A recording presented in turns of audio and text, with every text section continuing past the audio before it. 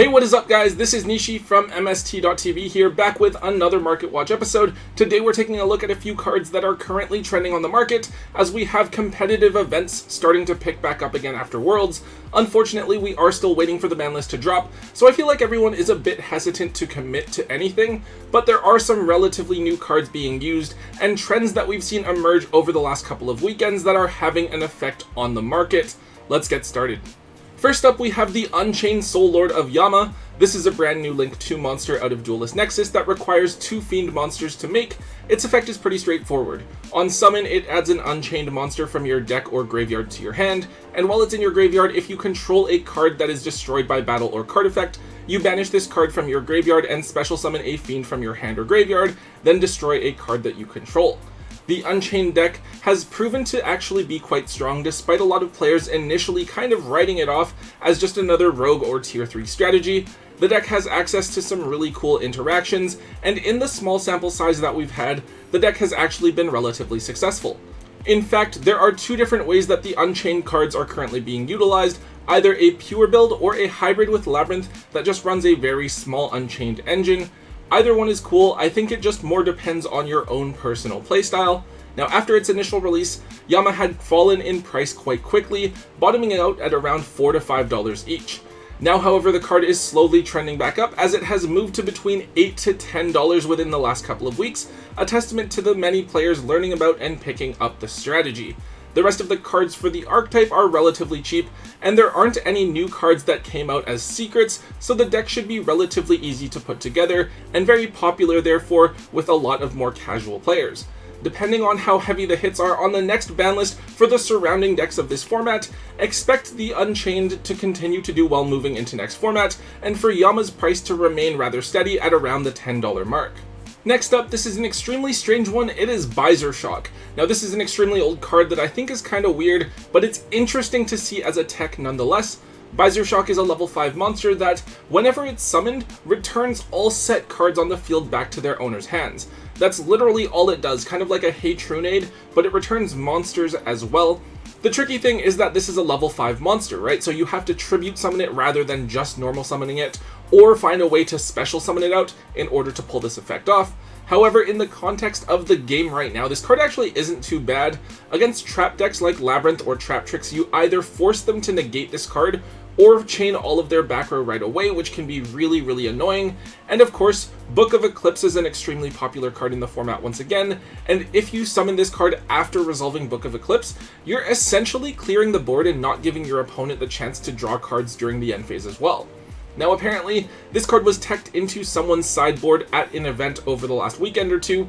Definitely a creative tech, and it's cool to see a really old card suddenly seeing usage. In terms of price, this one is still fairly under the radar, so it hasn't seen a huge spike in price yet.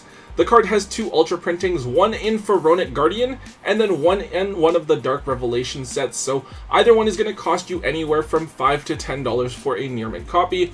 Also worth noting though is that the card has a common printing from one of the Speed Duel decks, and those are legal to use in the TCG.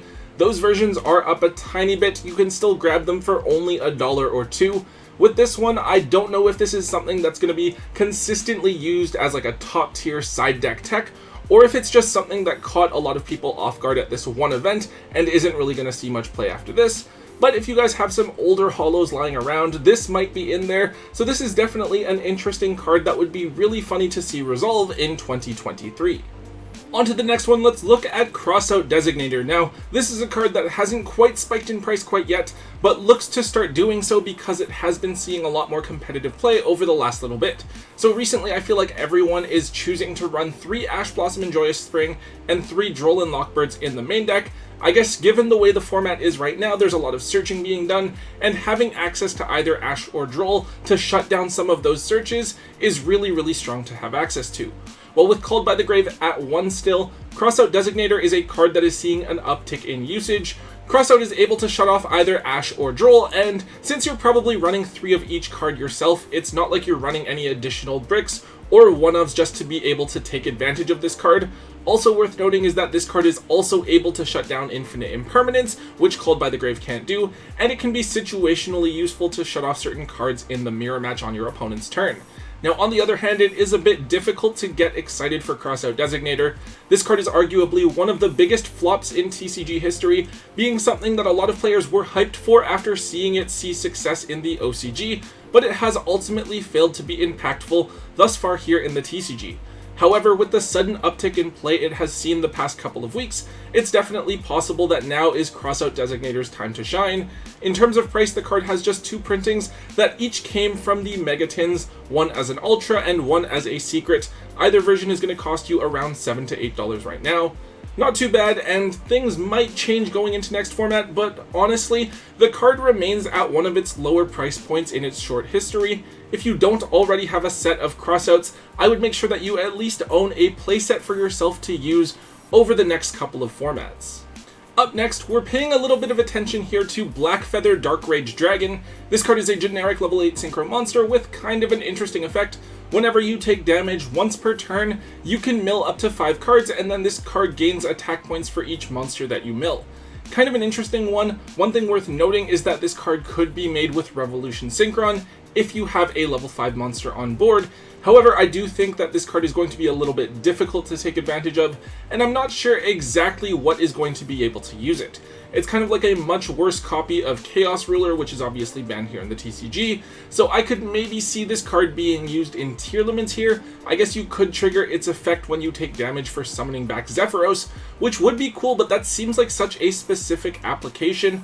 However, this card has been on a really slow upward trend over the last several months and currently sits at $6 each on TCG Player. This is particularly notable because it has only one printing available, which came out way back in 2014 in Premium Gold. With just the one printing, if it does randomly pop up in anything, we can expect its price to go up like crazy right away. So if you guys might have any of these sitting around in your old holo bulk, they might be worth digging up and setting aside, ready to sell just in case the card does start to see play. Next up is kind of something that I think a lot of people are paying attention to, Kashtira Fenrir. Now, Fenrir is in an interesting spot for a few reasons. One, it's very likely to be hit on the upcoming ban list, and 2, it's probably going to get a reprint in the Megatins since it came out in Darkwing Blast. Now, with both of these things in mind, we should expect Fenrir to become a very affordable card in just a month or two. However, on the flip side of that, it is certainly possible that Fenrir doesn't get touched at all and remains a staple 3-of that everyone is going to want to be using in their decks next format, which would of course lead to the card retaining a good chunk of its value and rebounding back up from its current price, even with that reprint coming. If, for whatever reason, you don't know what Fenrir is, it's basically a Pankratops that banishes a face-up card once per turn instead of destroying it. It doesn't have to sacrifice itself, and it can search for another copy of itself for next turn. A card this strong, but in this position, it's kind of difficult to say, right? And honestly, what to do with this card is going to mostly be just more of an educated guess than anything. I think most players seem to be on the side that thinks Fenrir is going to be hit, and that is reflected in the card's price.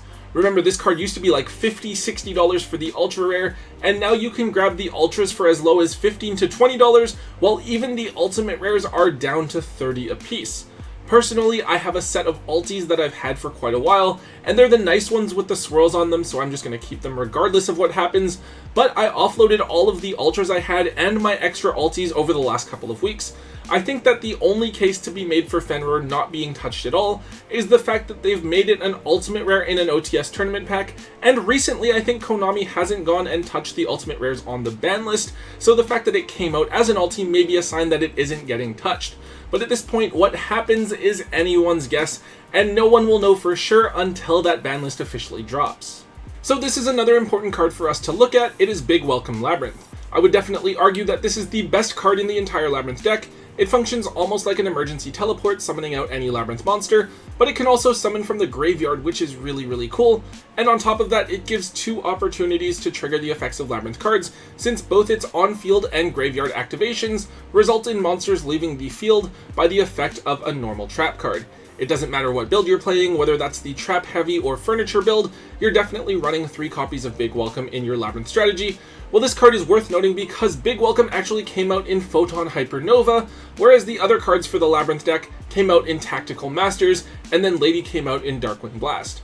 This means that Big Welcome is very likely to be the one Labyrinth card not reprinted in the Megatins, despite being one of the key cards for the strategy, and it will likely become very expensive as a result.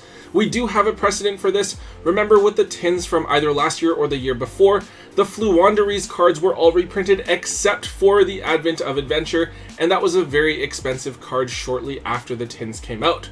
Now this card used to only be $3 or so, but it's already up to $12 a piece, and we haven't even had the tins released yet. On top of this, Labyrinth gets another boost with the release of Arius in Age of Overlord. That's another really big tool for Labyrinth that will help them to continue to be a top tier strategy.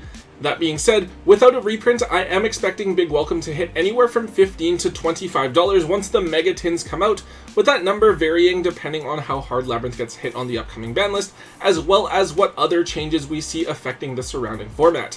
If you're wanting to play Labyrinth and are waiting for the tins to come out to grab some of those key Labyrinth cards, you may just want to grab your copies of Big Welcome now, before the tins come out and everyone is scrambling to find Big Welcomes at the last minute. One final card I want to talk about for today, it is Super Polymerization, but specifically I want to take a look at the secret rare reprint that we just got in Battles of Legend Monstrous Revenge. Now Super Poly is one of the strongest interactions in the game. Yes, it requires you to discard a card, but you're getting rid of probably at least 2 monsters from your opponent's side of the field, and turning them into a monster of your choice on your board, and while this is happening your opponent can't respond at all.